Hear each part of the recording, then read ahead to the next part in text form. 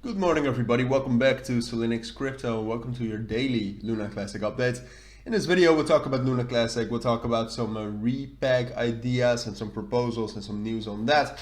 And just in general what you can expect from Luna Classic after today that we had quite a big drop. So let's get right into it. Yesterday I did a quick poll whether you still enjoy these daily updates on Luna Classic. So at least for now I will continue doing them.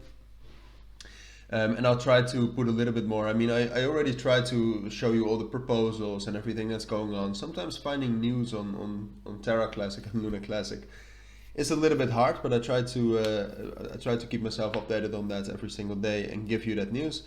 So that's why, for example, was also suggested by someone. So shout out to that person, to talk about the USDC and Luna Classic repack and what kind of effect that would have. He also said that there was some sort of a proposal coming up, which I could not find. I mean, the last real proposal I saw on Terra Luna was the upgrade to 1.05, which has since passed, I believe. Oh, the status is still voting. All right. Well, oh, it's actually today it's ending. Well, maybe it has ended already because it's it's already past the limit of voting. But apart from that, no real governments are visible here. I mean, these are just small proposals done by regular people. I mean, they might have great ideas, but these usually never pass. Usually the only proposals that pass are proposals that are pushed by developers or community members with a lot of Luna Classic. So that's no real updates on that front. Apart from that, Luna Classic, just if you look at it statistically, we've been just doing well. I think these moves are just normal market moves. And with normal market moves, I mean whale moves. But the volume is still good.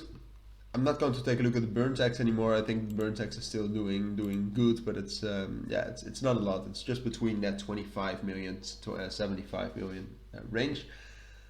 And yeah, so the USDC repack, which has been in the well, kind of in the news, but also in the discussions again, which obviously most of you know that Luna used to be pegged to UST, and that there was some sort of a mechanism that if UST became above $1, that Luna would be bought and burned, and then they would create and sell USDC, and there was just this whole mechanic, which ultimately caused the crash of Luna Classic. So there have been a couple more repeg ideas and proposals ever since the fall of Luna Classic, and historically we've actually reacted quite bullish to it with the price. So I would expect that the same would happen now. Even though I do not think that if the USDC Luna Classic repack comes back in the same way that it was, with maybe some more parameters and some more protection, I don't think it would work. I think the idea could be explored again, but I think for Luna Classic there's just no trust anymore. And if they bring back the same mechanic that actually caused the downfall of Luna Classic and caused the loss of millions and millions to people, I don't think that will work. Short term though, as I said, I think it could actually get us to have some sort of a rally, because it's still, you could also see it as a recovery of Luna Classic and Luna Classic getting back to where it was network wise. But yeah, I don't think it would long term be great for Luna Classic. But that's just my thoughts on the repack. I'm curious to know what you think as well. But for now, technically, if we take a look at Luna Classic, so yesterday this was my analysis. So I actually expected that we could have a drop down towards this level right here, around 17,000. Just in general, because we had this uptrend, but we hadn't retraced for quite a long time. The last time was last week, Wednesday. And 17,000, I mean, this is still bullish. As long as we're above 17,000, you can see it's a strong support level. We got that 200 EMA there. It's just strong. So we're still bullish right now. There's one thing though, which I'm worried about a little bit. And that is that it seems that with dropping down to 17,000, we drop down below 17,250. Which is a key level as well. And you can also see that 100 EMA, for example, that silver wavy line. So we actually took a break retest off of that, which is quite a bearish confirmation.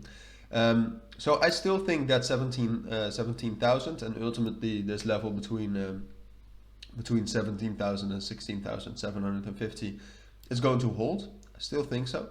But there is a risk now. I mean, the moment we actually drop down below 16,750, we do have some troubles. We're going to drop down towards 16,000 at first, and if we can still get into an uptrend from here, that's really the question. I mean, there's a valid argument to be made that will then just get into a consolidation and perhaps even a downtrend. This is not what I expect for now, but it is 100% realistic. It's something that could happen. If it happens, I was wrong, because I actually do think that this level between 17,000 and 16,750 is strong enough to hold, and that from here we'll be able to get back up to 18,500, and then the next time we get bullish momentum in the market, that we can still get up to 20,000, as I said yesterday as well. But yeah, it's I'm definitely going to keep monitoring Luna Classic closely. So I'll tell you about it tomorrow again. But for now, that was my take on Luna Classic today. If you do have any questions, let me know. For now, take care and bye.